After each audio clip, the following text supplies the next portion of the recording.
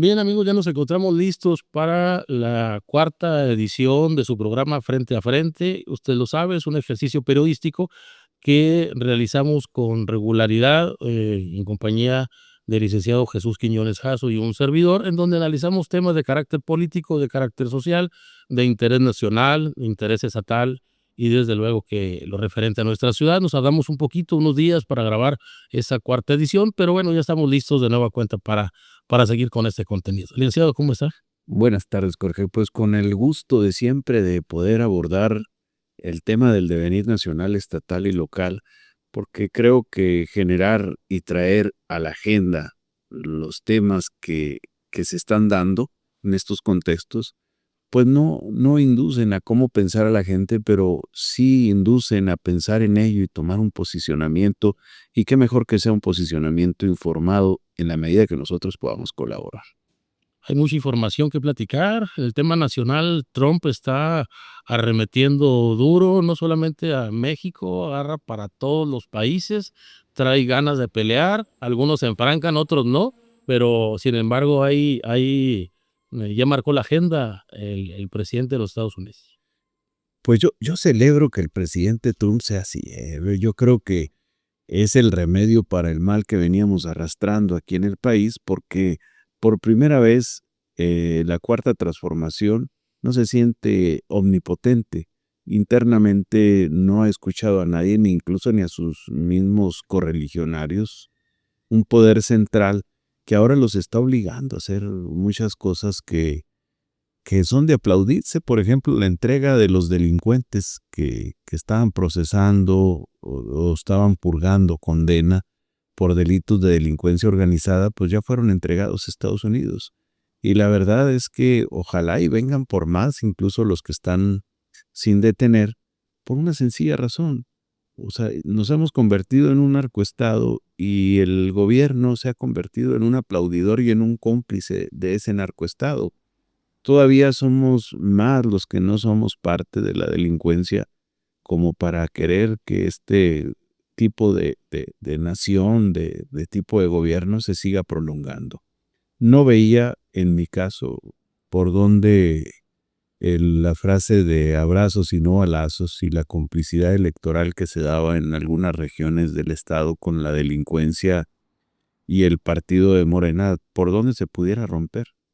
Hoy veo que el rompimiento viene del norte, que lo que no pudieron hacer las fuerzas vivas de diferentes latitudes para pedir que lo salvaran de ese secuestro en el que están de la delincuencia organizada, los obligó el gobierno de Estados Unidos. Por eso están moviendo tropas hacia la frontera, están vigilando, están tratando de cumplir con la cuota de decomisos de droga que antes no se daba. Y de alguna manera esto pacifica. Pero ¿qué pasa con regiones como las de Guadalupe y Calvo que no están dentro del conteo del, de la fronterización que pidió Trump? O sea, habría que pedirle al presidente que también incluya la zona serrana, ¿no? Para que entonces la presidenta y el Congreso entonces sí atiendan. No es un acto ni un decir malinchista de mi parte, pero sí es una estricta necesidad de que se imponga nadie por encima del Estado y que el Estado sea un benefactor de las condiciones mínimas aceptables para el desarrollo. Sin embargo, el caso de los 29, veintitantos extraditados eh, pierden contexto, no son delincuentes de actualidad. Rafael Caro Quintero tenía ya media vida en prisión, a lo mejor sí actuando desde la impunidad de una prisión, pero no como está ocurriendo en las calles. Creo que en las calles hay otras personas que estarán igual de activos e igual de influyentes que ellos fueron en su momento. Me parece que, bueno, fue una entrega que no fue del total agrado de Donald Trump, lo dijo en algún mensaje, pero falta todavía mucho por cumplir, porque a pesar de todo esto, que si bien es cierto, se están dando resultados, Culiacán es un ejemplo de ello, todos los días ocurre algo, pero falta todavía que se observe con mucha puntualidad el combate frontal al fentanilo. Todavía hay mucho fentanilo que está transitando, me parece que es algo delicado porque se dejó crecer por mucho tiempo y el fentanilo está en las calles y a bajo precio. Bueno, se entregaron los capos que estaban detenidos. Los actuales, desde hace 6 años o más, no son detenidos, estaban activos y por ellos vinieron desde Estados Unidos. Ahí está el caso del Mayo y los hijos del Chapo. Y ojalá y sigan viniendo por los demás, porque le ha temblado la mano al gobierno federal para poder actuar. Si ellos se hubieran estado detenidos, pues seguramente es que se hubieran ido en esa cuerda que durante mucho tiempo el gobierno federal, incluyendo los gobiernos del PRI y del PAN, dijeron no se pueden extraditar. Y ahora en menos de 15 minutos, Se lo parafraseando a Fox, sí se pudo. y deja mensajes, desde luego, al menos se está observando que el gobierno de México está interesado en cumplirle a Trump algunas de sus rabietas, si gusta, porque el temor del incremento de los aranceles viene colapsando la economía, no solamente la del vecino país del norte, la de todos los demás países. Sin embargo, también hay algo destacable. Trump ha presionado a muchos países, incluyendo a México, pero el único con el que ha tenido medianos acuerdos es con México. Con todos los demás no ha llegado a ningún acuerdo. Él habla de buena voluntad, él habla bien de Claudia Sheinbaum y al menos es el primer paso de un probable acuerdo de mayor calado. Pero es el único con el que ha logrado establecer un pequeño acuerdo. Los aranceles no nos benefician a nadie, son creadores naturales de inflación, incrementadores de precios de forma natural y con una dependencia de más del 80% de las importaciones que hace México de Estados Unidos.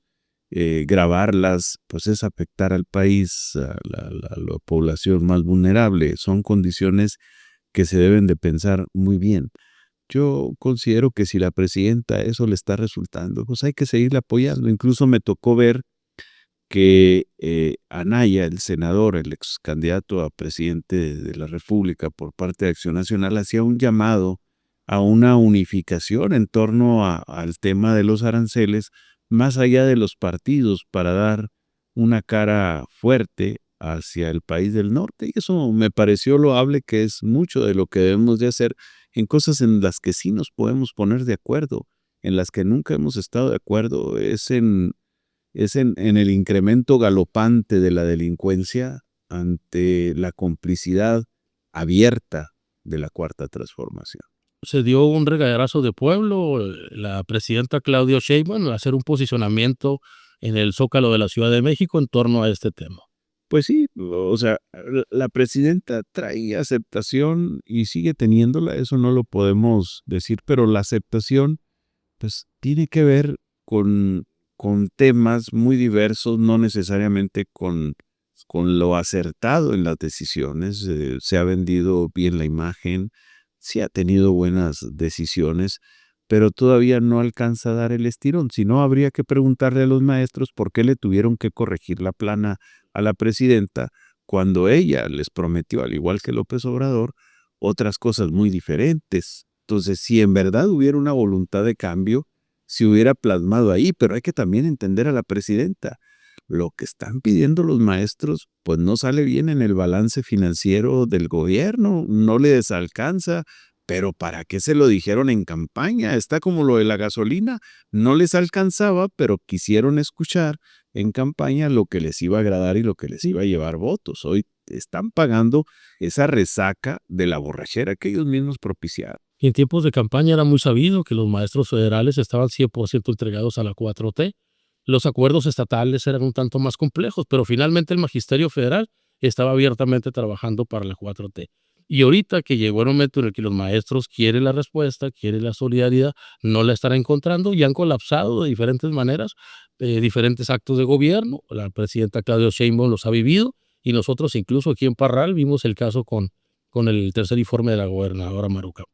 Incluso se crean redes alternas en el caso del magisterio, más allá del mismo sindicato, porque el sindicato está muy alineado con algunas propuestas o con muchas de las propuestas de la Cuarta Transformación. No porque todos los líderes lo quieran así, pero sí por la hipoteca moral que el líder nacional hizo al afiliarse en Morena y decir públicamente que no solamente comprometía a todos los agremiados, sino que además a las familias y que les prometía unos 5 millones de votos haciendo una gala corporativista de la ideología que no todos los maestros tienen. Se perdió los avances democráticos en donde hacia el interior del mismo sindicato había una secretaría que atendía las diversas corrientes políticas y se les apoyaba económicamente para que hicieran campaña porque finalmente llegaran por donde llegaran, iban a ser maestros. Hoy nos quieren corporativizar y pues eso tampoco es justo. Todavía no es el momento, además, ¿no? Como que no se creó el andamiaje para llegar a eso. No, y tampoco ha cumplido. Entonces, lo que está pasando y lo que está sucediendo con los maestros es que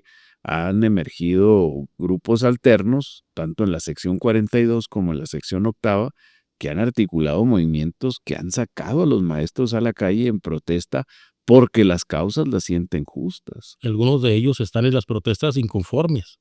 Así Los es. líderes sindicales no están al 100% con todas estas manifestaciones, pero tienen que estar. Bueno, ya ahora sí se sumaron a esas manifestaciones, pero inicialmente no iniciaron la antorcha de la inconformidad para llevarlos a estadios de liderazgo, sino permanecieron al margen y obviamente los espacios en política se llenan de inmediato y hubo quien los llenó y los sigue llenando, moviéndose. El caso de la sección 42, ahí está Manuel Quirós, donde los mismos jubilados que lo llevaron a la dirigencia son los mismos que ahora organizan las protestas en demanda de las causas que ellos consideran justas y que le exigen al gobierno porque no sienten que el interlocutor sea su representante. Y han descarrilado eventos, como el caso de la ciudad de Parral. Los maestros jubilados se manifiestan en el informe de la gobernadora, o un grupo de aproximadamente 70 personas fue suficiente para echar a volar todo el andamiaje del gobierno estatal en la visita de la gobernadora, que si bien trataron de salir con el plan B, al tratar públicamente de justificar la situación, pero realmente el evento se les complicó mucho. Me parece que un momento específico fue cuando alguien tomó la decisión de cerrar las puertas del gimnasio. Eso alteró demasiado a la gente y finalmente se colapsó. Bueno, ahí la gobernadora debería estar muy preocupada junto con los partidos políticos porque ese informe, me imagino que los otros dos anteriores fueron operados de una manera política a través de la alianza PRI, PAN y PRD. Yo observé a operadores de los tres partidos, al menos aquí en Parral, estar entregando invitaciones y que les firmaran de recibido porque tenían que cumplir con una cuota. Entonces, si ella no cuenta con un cuerpo de operadores políticos que le logren desarticular o no desarticular, cuando menos negociar o hacer condiciones propicias la manifestación de un grupo de maestros de 80, de 100, de 200, entonces no están preparados para operar otras circunstancias mayores, Más grave. salvo casos extraordinarios como ocurrió aquí con toda la fuerza del Estado al operar la elección constitucional que finalmente terminó pues con un gobierno que ya era una exageración. Pero en el caso del evento, creo que si han logrado negociar a los maestros, hacia adentro se hubiera ella encontrado con una realidad que los operadores que le aseguraban que iban a llevar gente para llenar el inmueble, pues se hubieran quedado muy cortos, porque el número de personas que se devolvieron no alcanzaba para llenar las gradas. No fue un incremento tumultuoso y no se vio una acción corporativa. Hay quien justifica que nunca se previó que se llenaran las gradas, que nomás se llenara el centro. Entonces la pregunta es, ¿y para qué lo hacen ahí si se va a ver deslucido? Claro. Tendrían que hacerlo en un inmueble que sí lo van a llenar o cuando menos cumplir con las cuotas. Es preocupante para el PRIAN que esto haya ocurrido por las dos razones. Primero, porque no hubo la movilización adecuada, no están preparados para una elección. Y la elección ya está en puerta, porque el caso del Poder Judicial lo van a operar desde los partidos, aunque no sea una elección de partidos.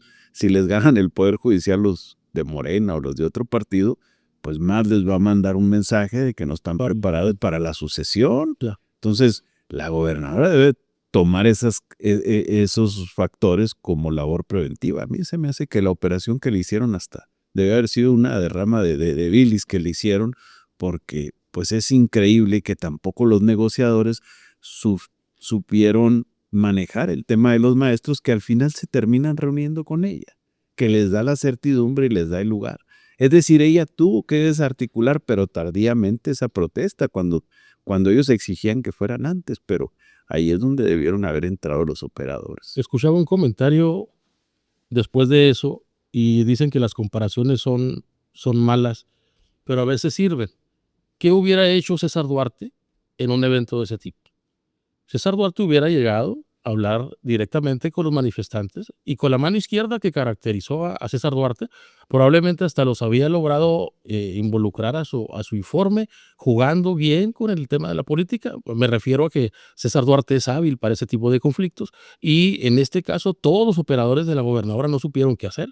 No pudieron contener la crisis y lejos de haberle ayudado, creo que hasta la perjudican, porque salen al final del día con una declaración en donde dice la gobernadora Maru Campos que ella no había dimensionado el problema de pensiones civiles del Estado, pero cuando ella es la gobernadora y obviamente lo conoce, pero además el tema de pensiones no es un tema de este año ni de esta administración, tiene muchísimos años esas crisis. Los maestros lo saben, el burócrata lo sabe perfectamente y la problemática que enfrenta el sistema de salud, específicamente de pensiones, es muy complejo también de solucionarse.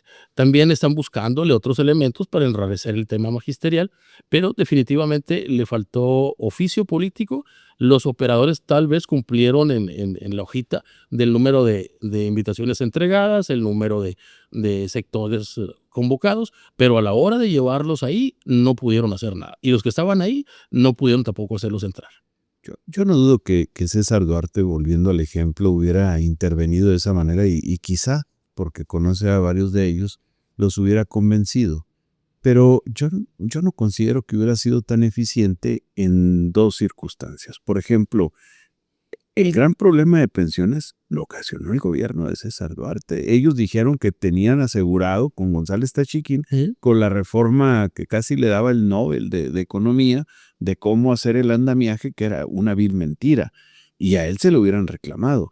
Pero además, no es cierto que lograba todos los acuerdos. ¿Cuántas veces le reventaron a los gritos de independencia? Desde el segundo año empezó con problemas de gobernabilidad. O sea, hay un momento en que sí, la capacidad del gobernante, más allá de la personalidad que tiene que remitir a acciones concretas de realidad que satisfagan a los demandantes y decir, a lo mejor en ese momento, pero llevarlo a la mesa, no es factible traer muchas cosas de las que estaban en el pasado. Ahorita la pirámide se ha invertido. La pirámide que se creó en el sistema pensionario mexicano tenía una base triangular donde la mayor parte eran los activos que sostenían con sus cuotas a los que eran ya pasivos por estar jubilados. Hoy en el caso de la sección 42 están en un cuadrado, la mitad está trabajando y la mitad está pensionado precisamente por haberlos jubilado y pensionado a temprana edad y eso les queda un largo tramo de sostenimiento y además en algunos casos jubilarlos con sueldos pues cuantiosos, pero además actualizables. Qué bueno, es idóneo si cualquiera de nosotros fuera trabajador de ese gremio, conservar esas prestaciones, al igual que las prestaciones médicas que son la idoneidad. No hay que pensar en que se vayan para abajo, pero surgieron de una irrealidad y un mal cálculo. No, uno de los ejemplos de este mal cálculo es justamente los fraccionamientos que se pretendieron construir, incluso en Parral es uno de ellos, el fraccionamiento de pensiones civiles que le salieron malos números. Marcelo González lo vendió caro, incluso hacía hasta conferencias internacionales diciendo que gracias a él se había transformado enormemente el esquema, cuando en la realidad no sucedía de esa manera. El discurso ha chocado muchas veces con la realidad de las cosas y la gente debe empezar a ver la realidad, evaluarlo más allá de la creencia y vehemencia que podamos tener hacia un líder, cualquiera que esto sea, y hablamos de índole federal, estatal o municipal. Por los hechos los vas a conocer. La diferencia, por ejemplo, en el gobierno federal es la acción asistencialista, donde prácticamente mensualmente están cooptando a un grupo de personas que están apoyándolos. Lo mismo hizo César Duarte cuando les entregó una tarjeta de débito a sus operadores políticos y mensualmente se les entregaba, si no dinero del gobierno, sí del que se les descontaba a los funcionarios y las prebendas a través del partido, pero tenían una estructura a sueldo. Entonces, este tipo de problemáticas le estamos dando permiso a los gobernantes para hacer un atraco y un atraso, porque no se puede estar pagando por gobernar y por tener una base socialmente operable para sus fines, cuando el país pues va en picada, lo veamos desde cualquier escenario. ¿No? Y veamos los temas que estamos tocando, pero no hemos llegado a lo que realmente el ciudadano pide. El ciudadano en Parral pide agua, pide otro tipo de soluciones, y lo que estamos viendo es una nebulosa burocrática, un discurso que no alcanza a llegar, que no es un tema genérico, porque es solamente un tema que va a los pensionados, a los beneficiarios de pensiones civiles o a los sindicalizados o al gremio magisterial, pero temas generales, temas amplios de la ciudadanía no hay. Obra pública trascendente no hay. Me parece que la obra de Cara al Río no acabó de gustar socialmente, porque no es una obra, a pesar de los casi 150 millones invertidos, que tenga un beneficio colectivo. Tal vez esos 150 millones nos hubiéramos quedado con el estacionamiento viejito, pero invertidos en el tema del agua, tal vez la gobernadora se hubiera llenado de gloria si lo hubiera gastado de otra forma. Pues visto políticamente, esa obra se la va a agradecer el 5% de la población que pueda tener un beneficio de ir ahí, que estéticamente pues es una obra buena y a lo mejor ingenieril también.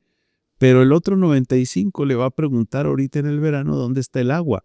Ahora, también es cierto que corre el beneficio de la duda porque Arturo Gaitán, el presidente actual de la Junta Municipal o el director ejecutivo, pues ha dicho y ha mencionado que está preparado para enfrentar el verano. Hay que darle el beneficio de la duda a ver cómo lo va a hacer. Yo pienso que el hecho de incorporar a la tomatera y hacer algunas estrategias de distribución, al menos hasta ahora, ha marcado una diferencia en cuanto al tandeo.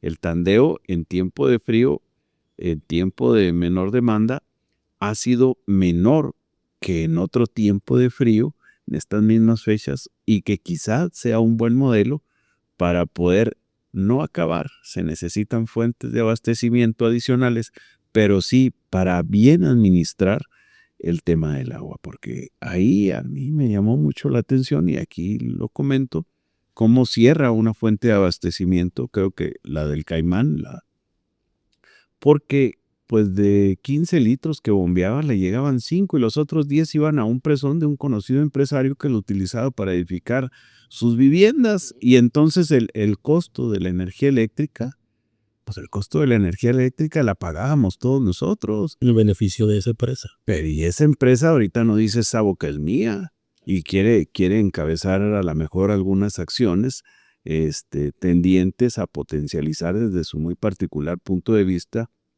un desarrollo de Parral, pero hablemos de las tropelías que se están haciendo y se siguen haciendo porque seguimos empecinados en ver nuestro beneficio personal por encima del comunal. Vimos un posicionamiento que hicieron algunos empresarios, algunos de ellos del ramo de la construcción, otros de bienes y raíces, altamente preocupados por el problema del agua, pero yo no vi que ninguno de ellos levantara la mano, sacara la cartera y dijera, aquí hay tanto para empezar a recuperar.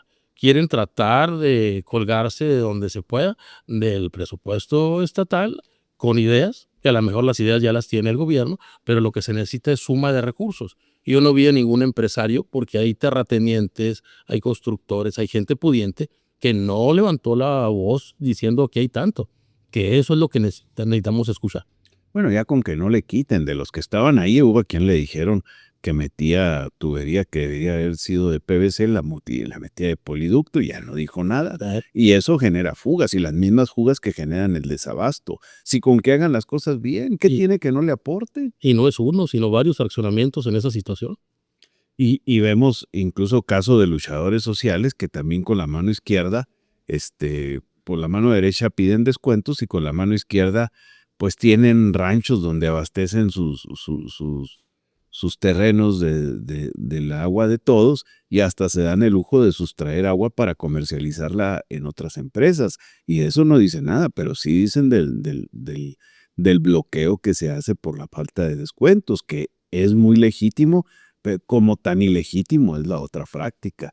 E insisto, mientras no veamos nosotros, ciudadanos parralenses, la visión comunal, esto no va a cambiar. Si pondero primero mis intereses por encima de los de mi colonia, de los de mi calle y los de mi comunidad, esto está destinado al fracaso. Es que finalmente son falsos profetas, porque nada más pregonan lo que les conviene cuando saben perfectamente que sus intereses son de otro tipo y obviamente de beneficio personal. Veía con asombro cómo quisieron hacer un posicionamiento social que no los respaldó la opinión pública porque no están apegados a la realidad. Ellos, estos empresarios, se están viendo ellos, pero no están viendo realmente la problemática, porque yo le puedo asegurar, licenciado, que ninguno de ellos sufre el tandeo. No, y si lo llegara a sufrir, pues tendría la manera de compensarlo, ¿verdad? Algunos tienen Una llamada, es una pipa. o pozos propios o de la que desvían a los presones, esas de donde surten el agua que no está tratada. Yo no veo ninguno de ellos sacando una cubeta del depósito de agua segura para tomar. No, esa es nuestra realidad por la cual nuestra comunidad está así. Pero también mucha culpa la tenemos nosotros. ¿Cómo permitimos que esos personajes sean quienes manejen la política y sean quienes pretendan incidir dentro de la política? Desde ahí estamos mal, deberíamos de generar un repudio. También hay tibieza de la autoridad, hay muchos casos que son señalables, como el que ocurrió con el expresidente municipal Lozoya, que se exhibió porque era un ente político, pero no, por mucho, no es el peor caso que se ha detectado de tomas clandestinas, ni el único. Y allí en la colonia Las Fuentes también tienen nombre y domicilio de quienes lo hicieron y quienes están impunes y que todavía se molestaron porque querían hacer gala de sus influencias. Por Dios, no es el sector donde viven, es lo que están haciendo. Y uno se pregunta, ¿por qué pagamos tanto, por ejemplo, en el caso del agua? Y estoy hablando del caso del agua como se puede hablar de otros, porque es vital para el desarrollo, porque se paga la energía eléctrica del rebombeo y de la extracción entre todos, pero en el camino impunemente se quedan algunos. No llegan los mismos litros que salen del verano, no llegan a Parral. Y cuando llegan a Parral todavía se merman con actos desvergonzados como el que vimos en la campaña, pero que no es el único y no hay que satanizarlo. Hay otros que han quedado impunes y que no dicen esta boca es mía, ni las autoridades, que lo primero que deberían hacer era exhibirlos y después denunciarlos. Como el cobro mensual del saneamiento, por ejemplo. Bueno, ese es un factor también al que hay que entrarle. Lo pagamos todos, pero no lo tenemos. No lo tenemos. O no ganamos nada con lamentarnos diciendo que tenemos, por ejemplo, una planta tratadora del Quijote que no se va a arreglar porque es ineficiente desde su concepción y es más fácil tener a la mejor rebombeos en minas, o bien la planta tratadora que lo único que sirvió fue para que presumiera César Duarte lo que no fue y para que la oposición hiciera campaña por lo que no fue. Pero, ¿en dónde quedamos con las soluciones? No quedamos en ningún lado. Nos vuelven a manipular y nos dejamos. Deberíamos de exigir. La presidencia, por ejemplo, de Lozoya hizo mucha campaña con el tema del Parral Vive, por las condiciones pésimas en las que lo dejó Duarte. Está bien, pero no ofreció ninguna solución. O sea, nada más lucró y no lo ofreció porque no le competía, efectivamente, pero sí le competía, entre comillas, hacer la campaña y lo permitimos en el momento que le preguntaron, entonces en ese momento se quedó callado, pero lo volvieron a hacer. No, y vimos los casos de la administración de César Peña por la construcción de los tanques elevados, 3, si no me equivoco, de 3 millones de pesos cada uno, que ahí están abandonadas las obras. Se hizo toda la infraestructura metálica, que seguramente de Gema, pero no se hizo el equipamiento y finalmente terminó la administración y ahí están abandonados todos esos fierros. Ese es un tema extraordinario porque todavía, y yo creo que por eso no le dieron seguimiento, la diputada Alma Portillo pidió que compareciera el titular de la Junta de Agua. Dije, ojalá y se vaya y comparezca, porque no solamente va a dar el vistazo de todas las irregularidades en las que estaba también su jefe político, sino también las más recientes colonias son culpa de ellos. O sea, se iban a dar un balazo en el pie. Dije, pues qué lástima que no, todavía sigo esperando y no pierdo la esperanza que sí lo citen a comparecer al titular de la Junta de aquí o al de la central y que lleve una explicación como la que les dio a los empresarios cuando los estaba esperando en Chihuahua, uno a uno. A lo mejor pues van a salir trasquilados, van por lana y van a salir trasquilados, pero ojalá y siga la diputada con esa bandera y lo cite a declarar, lo cite a comparecer al Congreso. Pero le pusieron el freno de motor al tema. Pues ya nadie dijo, ni la propia interesada. Entonces, esa es otra de las vergüenzas de las que hablamos. O sea, hablamos nada más para proyectar y hacer campaña, pero nunca decimos que hay abajo. Esos son los verdaderos cambios que debemos de generar. Y bueno, pues hablando de cambios, creo que en el gabinete municipal sí ha habido cambios, ¿no? Ahí sí no se puede cambiar, no se puede soslayar que hay una intención de cambio. Vimos, bueno, el tema lo tocamos hace algunos programas, hoy lo podemos actualizar. Hemos visto cambios en las dependencias municipales más importantes tal vez, ya vimos cambios en la Secretaría del Ayuntamiento, vimos cambios tentativos al momento de la grabación de hoy de obras públicas, porque el anuncio está hecho, todavía no se concreta. Ya vimos cambios en seguridad pública con la salida del director y vemos otro tipo de transiciones como el caso de vinculación educativa, el caso del Contralor, el caso de la Dirección de Cultura, que también ya había ocurrido, el caso de la Subdirección de Desarrollo Urbano. Y me parece que la lectura que se está dando hacia afuera no es eficiente para el gobierno de Chava Calderón. Tal vez siendo un poco más prudente, fuera importante que no se hicieran tantos cambios y tan abruptos además, porque no hay posicionamiento de reacción. Sucede, se hace público, pero hasta ahí se queda y me parece que la administración se está viendo desorganizada, tal vez tibia y con el velero perdido, porque lejos de centrar un punto hacia dónde quiere llevar la administración, me parece que va de tumbo en tumbo. Bueno, aquí habría que ser dos aristas. Yo coincido en que una administración que hace tantos cambios muestra una debilidad, pero si nos vamos al inicio de la administración, fue caótica. O sea, fue cuestionante. Entonces, si sucede esa situación y no haces cambio, yo pienso que es más pernicioso a que se hacen los cambios. O sea, es una lectura entre líneas de decir, pues me equivoqué, me sigo equivocando. Y algunos cambios, los menos, yo creo, él los ha generado. Los otros se han ido. O sea, los otros funcionarios se han ido ante las situaciones que se han dado en una administración que no ha estado ajena a cuestionamientos y a intereses que efectivamente laceran la buena percepción. Chava Calderón no tiene derecho a permitir que su administración se desvíe en la percepción y en la acción, que es peor todavía, como se está dando. Tiene que mostrar que la oferta del cambio que ofreció efectivamente se puede hacer, pero hasta ahorita el cambio se ha reducido en un quítate tú para ponerme yo. Me pareció extremadamente ilógico y, si me permite el comentario, mal manejado el caso de la mina La Prieta. No es posible que encuentran a una persona que fue contratada por el gobierno municipal, Vladimir, que todavía tengo mi duda si es con B chica o con B grande, pero finalmente a Vladimir lo encuentran sacando material de la mina, un vil gambusino, y lo que ocurre es que el gobierno municipal despide al velador de la mina y no despide a Vladimir. Cuando lo que debió haber ocurrido, en estricto sentido, es sí despedir a Vladimir y consignarlo por lo que pudiera estar ocurriendo. El procedimiento debió haber existido y no se da.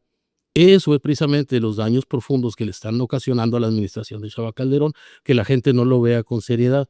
Si usted encuentra a una persona que entra a su casa y roba, lo menos que debe hacer, ponerlo ante la autoridad y que la autoridad lo consigne y que se investigue lo que se tenga que investigar. Pero no sucede de Eliezer. Esos problemas me parece que son profundos y va a dar, tal vez no consecuencia ahorita, tal vez Chava no lo alcance a ver, pero va a dar consecuencia cuando esas resoluciones de esas denuncias que se han estado presentando, las actas de las contralorías, los informes de la sindicatura, tal vez cuando lleguen los momentos de las resoluciones va a ser más caótico esto si no le ponen un alto de inmediato. Pues el famoso Vladimir el Malacatero, porque creo que así fue contratado. Pues es interesante. Se ha dicho el tema que usted menciona, que hubo esa situación de sustracción de material.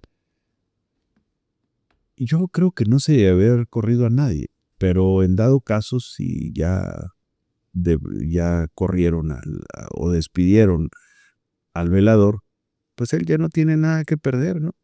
Entonces, la denuncia, ¿dónde está? O sea, y pienso que ese seguimiento lo debe hacer el propio despedido hasta por despecho.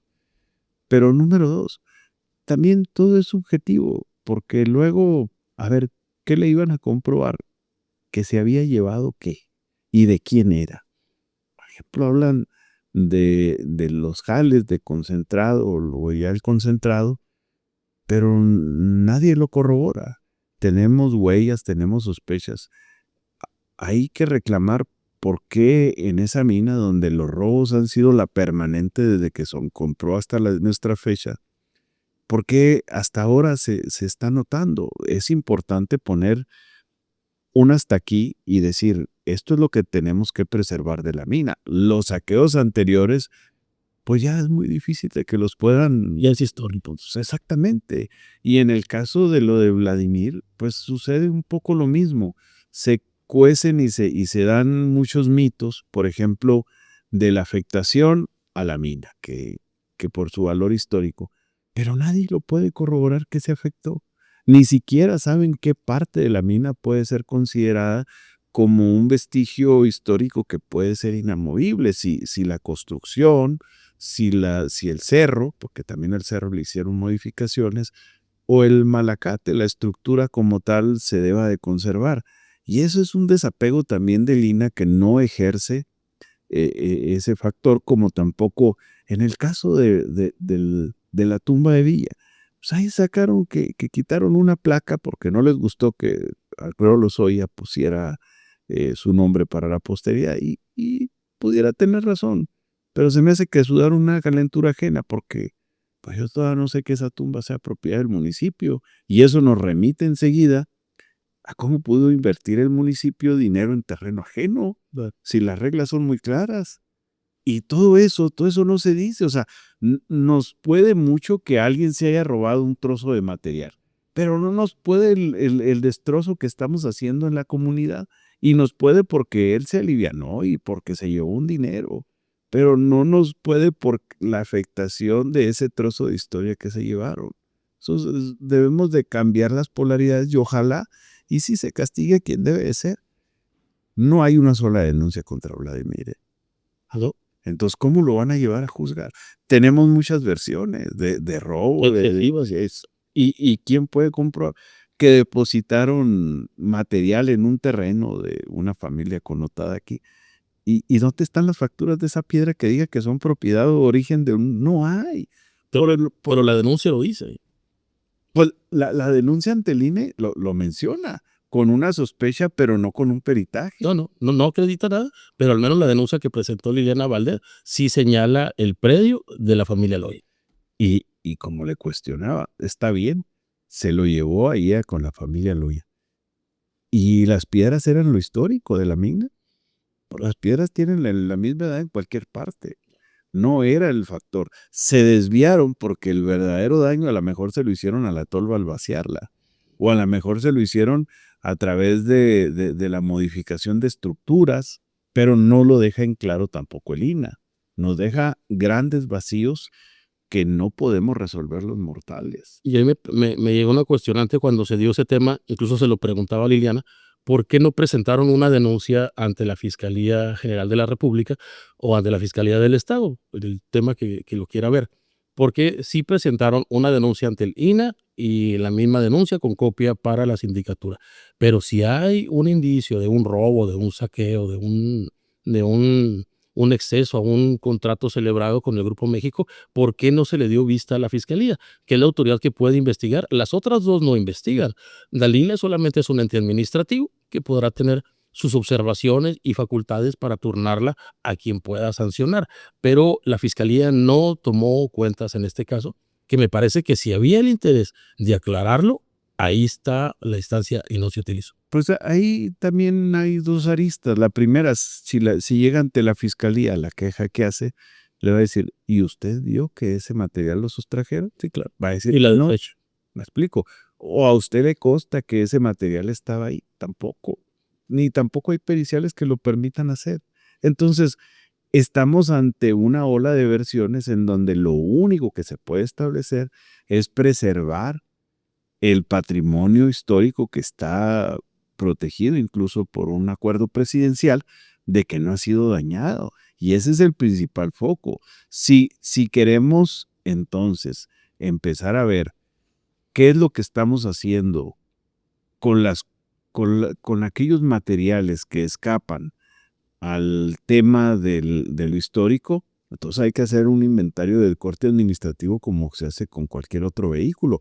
Ahí está el ejemplo del dinero que se le invirtió al salón aquel que se hizo en la época de Movimiento Ciudadano, el Rebelde, o cómo se llamaba, Ah, ok, el salón de eventos. el Salón de Eventos. Hoy es una bodega de obras públicas. Ujú. Pues, de hecho, siempre fue una bodega. Pero Una la elaboración. vocación que se le tenía y la inversión que se le tenía implicaba una proyección diferente. Y llega otro y lo va a usar y quizá otro venga y lo utilice de otra manera. ¿Por qué? Pues porque no tenemos una visión de lo que queremos hacer los parralenses y cuando la tenemos la cambiamos a conveniencia. Mucho de todo esto es política ficción, como se diría en algún momento, porque mucho es faramaya para medios, para la jiribilla, para las columnas, pero realmente en sustento, algo así sensato para tratar de ordenar la casa, no se ve. Y no voy a centrarlo en esta administración. Se ha visto al paso del tiempo y no solamente en el tema municipal, creo que también el tema estatal tiene asignaturas pendientes, el tema federal también lo tiene, pero finalmente estamos perdidos. Finalmente yo le veo una ciudad con una complicación económica muy profunda, cada vez más problema económico. Le veo a una ciudad que está en un muy alto porcentaje contaminada por el consumo de droga. Veo una inseguridad amplia a su totalidad y los programas que debieran estar funcionando están muy parcos, están muy débiles. No hemos podido lograr controlar la anarquía con el caso de los motociclistas, un tema chiquito para todo lo que necesita la ciudad. ¿Cuándo llegaremos a solucionar el problema del agua? Porque nos llega verano tras verano, nos quejamos de lo mismo y finalmente no solucionamos nada. La agenda pública da para mucho, está desde las situaciones sencillas, apremiantes de los motociclistas que hacen pues una práctica común de no respetar las disposiciones de seguridad y legales que hay en la materia, hasta situaciones más grandes. Por ejemplo, a ver, ¿por qué Chava Calderón está de alcalde? Porque hizo una campaña en donde prometió ciertos cambios y cambios muy específicos. Ahí en el Foro Villista su discurso fue muy contundente.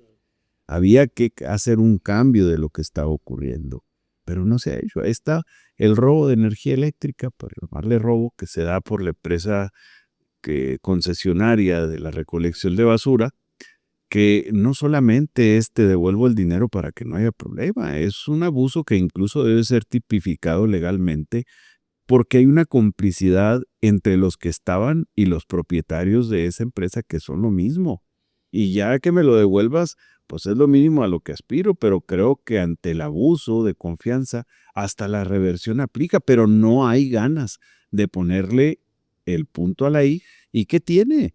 Que a lo mejor no prospere y que fracase legalmente, pero habría una intención de decir hay que generar el cambio, porque muchas cosas siguen funcionando igual, nomás las administra otra persona. Entonces, ¿cuál cambio? Eso es lo que les debe de preocupar a la administración municipal, porque hay una hipoteca moral que le dieron a él, que nos debería de haber liberado y no lo ha hecho.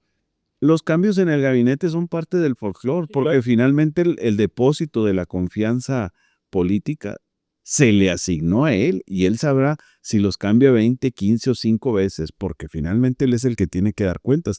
Pero ese compromiso al que se comprometió, me parece que está muy amarrado y no necesariamente a lo mejor desde el ente municipal hasta el estatal. Los dos votos de Movimiento Ciudadano creo que se están hipotecando para seguir prolongando esa impunidad en el menor grado que se tenía hasta antes de ahora. Y sigue una pregunta en el viento. ¿Quiénes son los asesores del presidente? Es un tema que se pregunta, lo escucha uno en el día a día.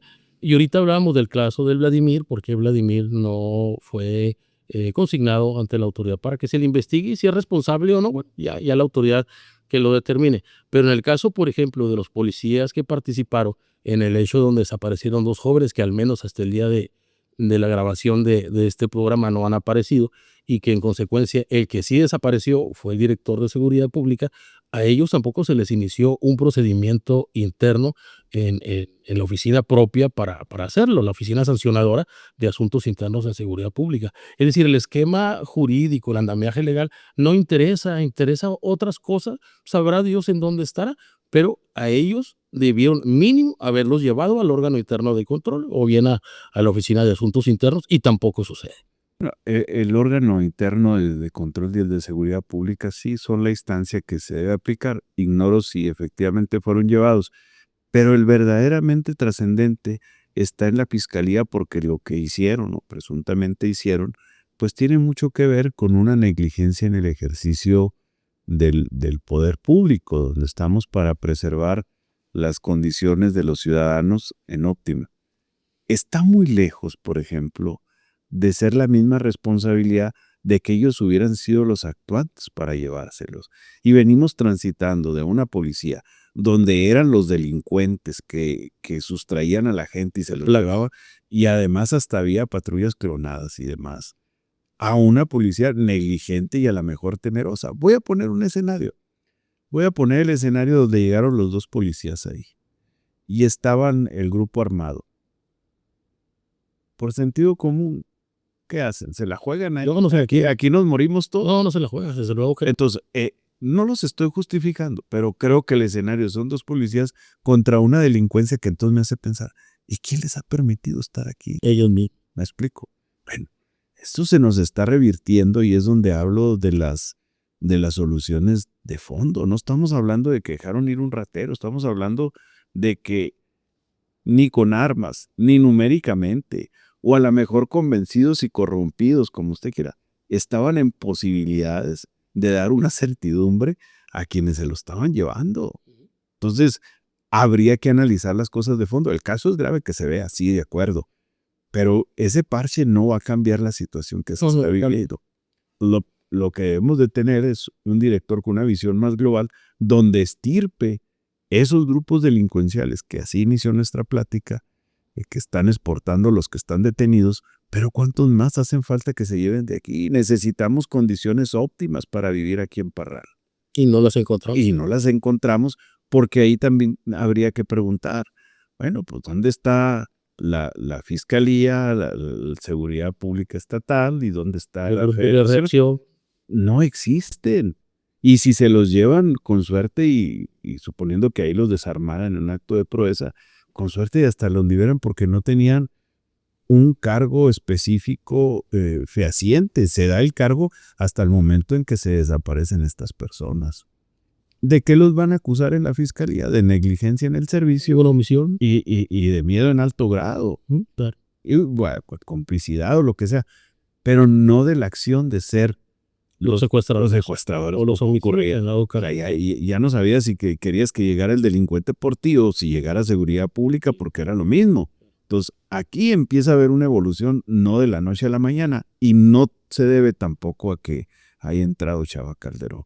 Pienso que se debe a que los intereses ya no están en el poder, pero siguen algunas reminiscencias gravitando, y que es lo que permite que lleguen a las comunidades. Finalmente creo que le está haciendo falta que a los cargos públicos entren otro tipo de funcionarios, otro tipo de carácter, y que la coordinación que tanto se habla y se canta y se baila se realice.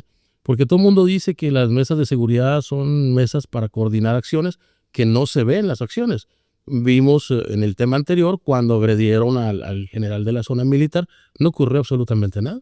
Pensando que iba a llegar un monstruo del gobierno federal a la Sierra de Guadalupe y Calvo a arrasar con todo lo que pareciera delincuencia, y no sucedió, al contrario. Siguen los dronazos, siguen los levantones, siguen las ejecuciones. El ejército tal vez transita por algunos lugares, pero eso no se ha logrado sofocar. Y lo vimos en algún otro tema. Nadie supera en número o en armas al Estado. No hay grupo delincuencial que pueda contra el gobierno, pero en la realidad sí sucede. el grupo delincuencial intimida con mucha facilidad a cualquier elemento que ande en calle. Eso que menciona creo que es la clave de lo que está ocurriendo. Por ejemplo, y nos convertimos en un círculo vicioso. A ver, suponiendo, y no voy a ser señalativo en este momento, si el presidente llega con el afán de que voy a seguridad pública para exigir, como en las épocas del Negro Durazo, que aquí me entregan 2,000 pesos diarios por turno, entonces la seguridad pública va a estar a la deriva si llega con otros intereses. Pero vamos a suponer que no es el caso, que llega con un interés de sanear la comunidad y contrata a un efectivo, cualquiera que esto sea un personaje, y empieza la renovación. De veras, con el sueldo que tienen, ¿alcanza para comprar un personaje del tamaño que necesitamos? Y del tamaño del ruido que enfrentan tampoco. Y luego decimos, bueno, está bien, ¿cuánto quiere? Mire, ahí está él. Pues quiere 100,000 pesos por quincena o 80 o lo que sea. Obviamente, si él gana eso, pues el presidente tiene que ganar más. Y luego empieza a decir, ¿y por qué gana tanto? ¿Y por qué le pagamos tanto? Nos estamos yendo por la pura pinta. Por ejemplo, los jueces decían, ganan mucho. Y qué bueno que ganen más, porque la justicia no tiene precio. Pónganlo de a gratis, no les va a cobrar nada. Con el dinero de los sueldos que nos ahorremos no transformamos el país, pero sí empinamos un sistema de justicia. Necesitamos funcionarios bien pagados que les pueda el no estar ahí y no que les abran, como decía un personaje aquí, a mí no me dé, nomás póngame donde hay. Estamos hablando de la política ficción otra vez. Así es. Entonces, pero ahí vamos todos, o sea, culpar a los que están es culparnos a nosotros mismos, porque ¿quién puso a Chava? ¿Quién puso a la gobernadora? ¿Quién puso a la presidenta? Nosotros mismos, en una esperanza de que nos estaban engañando y que no les exigimos, y que una vez que les entregamos la patente del poder por 3 o por 6 años, pues ya no se la revertimos. Y además ya no se puede. Ya no queda más que aguantar como se esté dando y procurar que al menos la administración municipal retome un poco el rumbo. Sí se puede, queriendo sí se puede, pero nadie quiere perder su interés. ¿Cuántas veces en los medios no hemos escuchado, por ejemplo, mire, tengo esta denuncia, pero que yo no aparezca? Bueno, y en el escenario que no aparezca eso, efectivamente, tiene usted temor. Oiga, y si se soluciona, yo soy el beneficiario. Y si no se soluciona, pues usted a ver cómo se las arregla. Así no se solucionan los problemas. Oiga, está bien, a mí no me interesa su problema porque no soy afectado, pero vamos entrándole juntos. Los maestros nos pusieron un ejemplo de movilización alterna. No, el gobierno de ellos es el sindicato, no se movió y le pusieron una organización alterna por las causas. Pero aquí, ¿quién encabeza esas acciones? Y el que no está comprometido con la obra pública, con algún servicio, con alguna situación, o tiene miedo. O todo junto. Punto.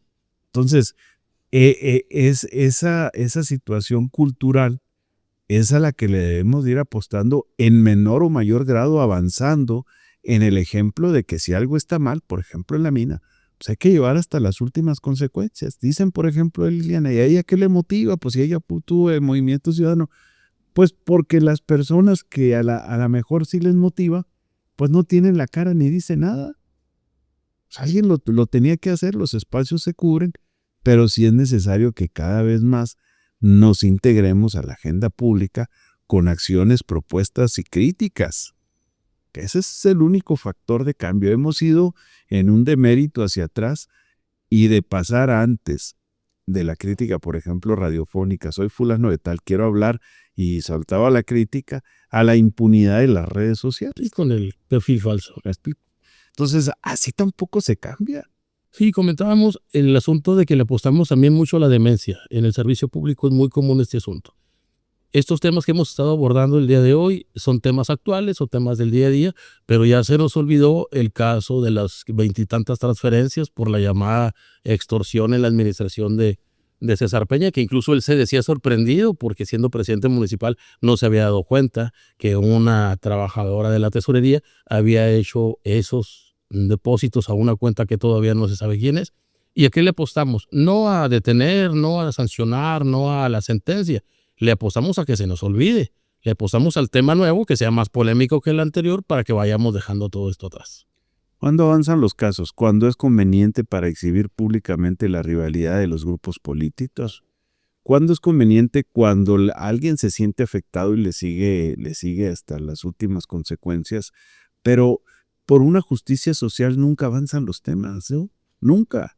Se dan casos, por ejemplo, de la invasión de las áreas verdes, como ocurrió acá en el sector de Las Fuentes, por una familia de una exfuncionaria encargada de fiscalizar ahí, y no pasa nada, o sea, no se le da seguimiento, ni siquiera en el Congreso del Estado, donde ahora podemos poner el caso en relieve para la desincorporación de esas áreas verdes, y ahí sigue.